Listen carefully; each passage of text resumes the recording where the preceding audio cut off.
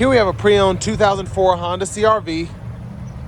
It comes in the LX trim level in Chianti Red Pearl. And then we have brown cloth interior. Powertrain consists of a 2.4-liter naturally aspirated 4-cylinder engine, and that's mated to a 4-speed automatic transmission. This one has just a little over 92,000 miles on it. It's the front end there. Pop the hood. So we're gonna go ahead and just take a quick look underneath. And there's that 2.4-liter VTEC.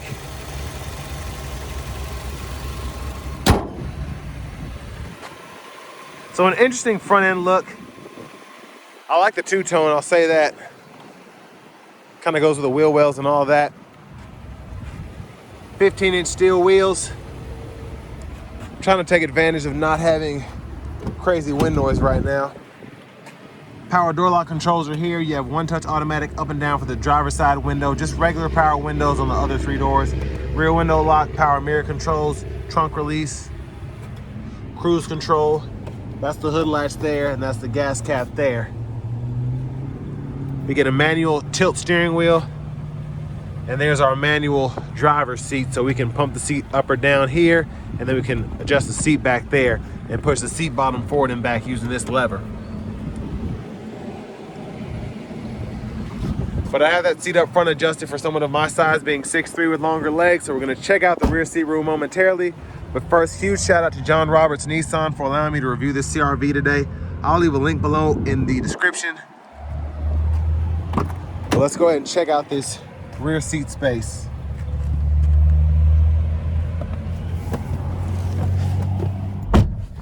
So you pretty much slide right in, at least somebody of my height does, being 6'3". Several inches of headroom above me. You can see the legroom there. Seat back pockets are on both sides. There's a view of the front from back here. The middle seat folds down. Bottle holders are here. And there's a look at the back. Let's go ahead and make our way towards the back of the vehicle. Child lights right there, on, off. And where I pop the gas cap, there's that. Now as we come to the rear of the vehicle, tail lamps are there. Nothing crazy. Of course, it was an 04, but still a decent look, I think. Here's the exhaust. Look underneath the SUV. Spares right there. Just pull on this lever. Tons of cargo space back here. Very good space.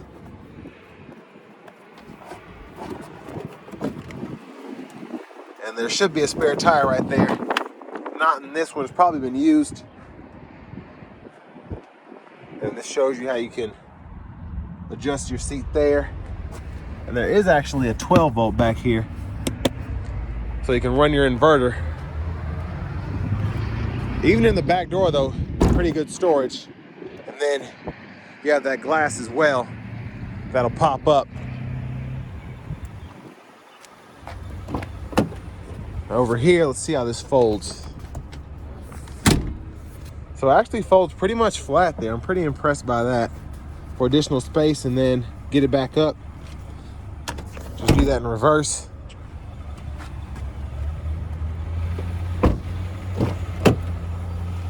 Manual front passenger seat here. I like the kind of camo look to the cloth as well.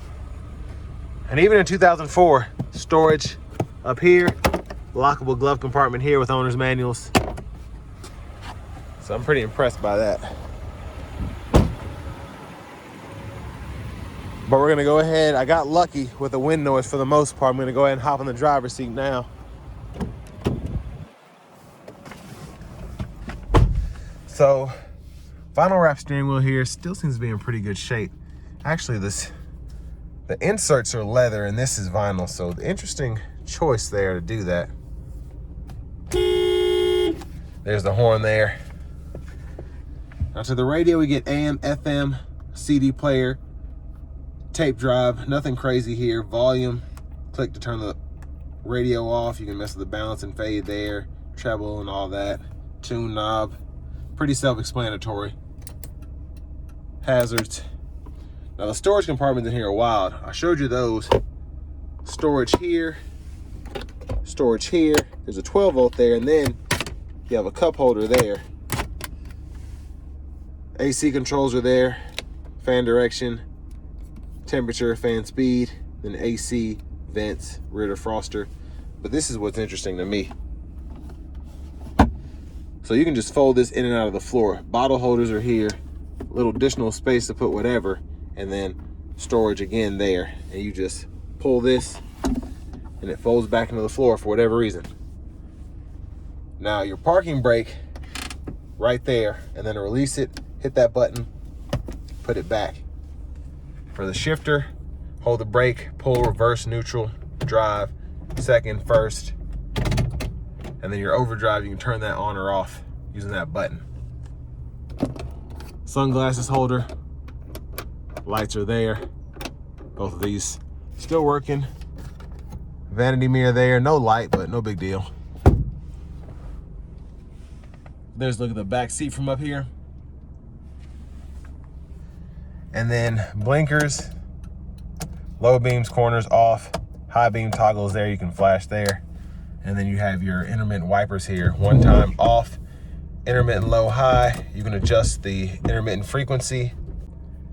And then your rear wiper is right here, on, off. Pull either way there for that rear wiper fluid, and then just pull up here for the front wiper fluid. And then for your cruise control, you want to make sure this is on, and then you can set, resume, cancel it right there. So just an interesting vehicle, I think, just overall, because I'm a 90s baby, and just growing up with a lot of these newer cars, it's just weird to think how these are made. And this one only has 92,000 miles. It's just crazy to me.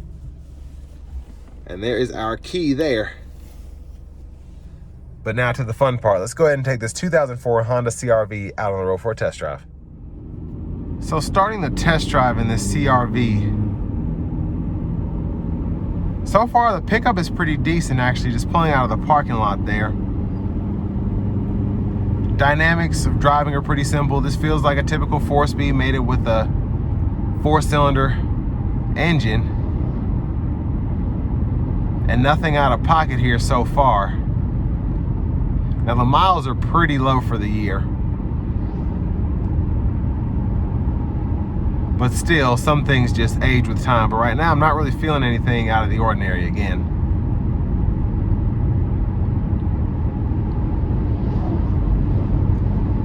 Now, wind noise, just a bit intrusive here. Honestly, it's not intrusive, it's just the gusts out here are crazy. So every so often I'm hearing it, but not necessarily feeling it in the steering wheel, which is really good.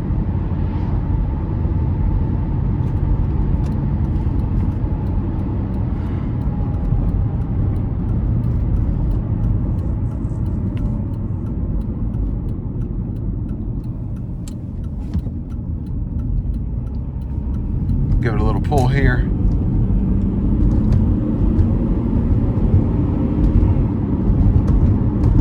Let's test out this cruise. So still functioning as it should, seems like.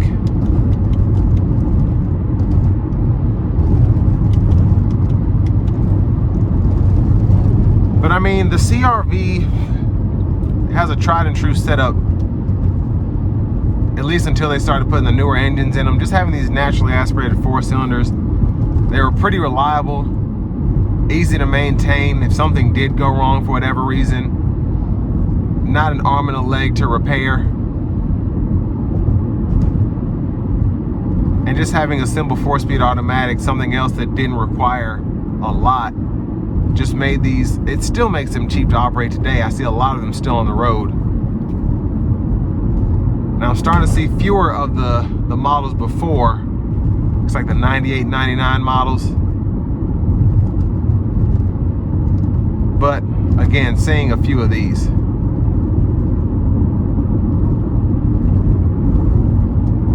Ride quality is pretty solid, not overly smooth, but also not very jarring.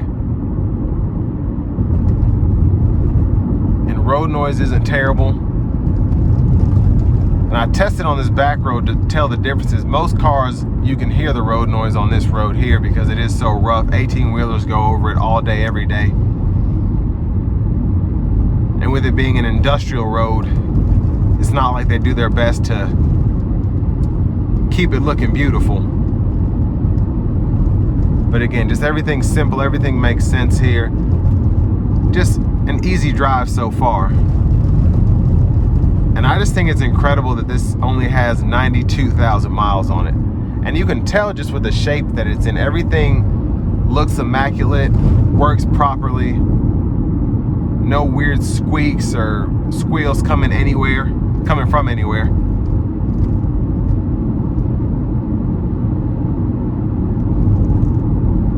And this is something that also gets relatively good gas mileage depending on how you drive it.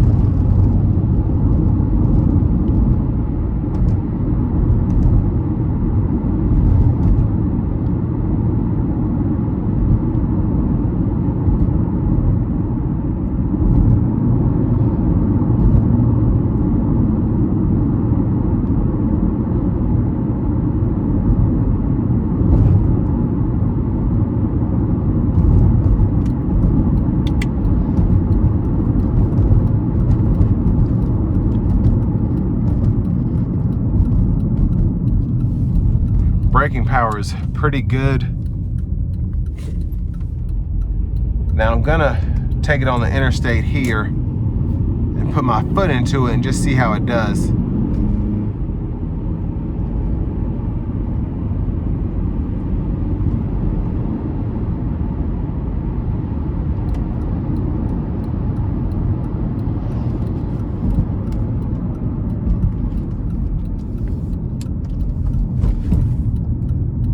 All right, here we go.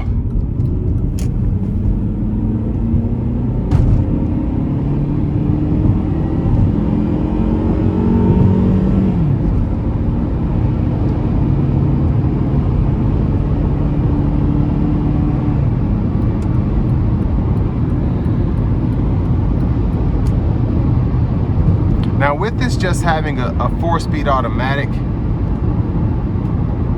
not a lot of shifts going on. So especially in that first gear, you're having to get up to around 6,500 RPMs, but you're almost able to get up to your speed there before having to shift. So pretty impressive. And I mean, the wind noise really isn't bad once I get up to speed at all. And it's very easy to control on the highway here.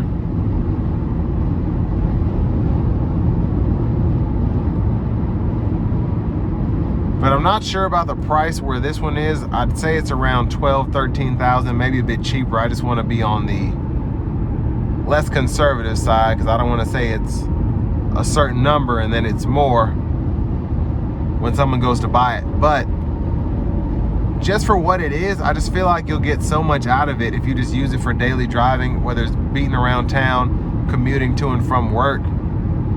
You really get a good vehicle that's easy to fix, again, if anything were to go wrong with it, which there's a slimmer chance than most vehicles that'll happen. These are just reliable. They have that same kind of reliability as the Civics, the Accords, and then of course Toyotas. They just have that track record. But a very decent SUV. The space in here, really good for today, but especially in 2004, had all the features that you want. This will be an easy radio swap if you wanted to add Bluetooth or CarPlay or whatever. I mean, it's doing its thing. It's doing what it was designed to do, which is be reliable transportation and be usable for more than, let's say, a Civic or Accord could handle.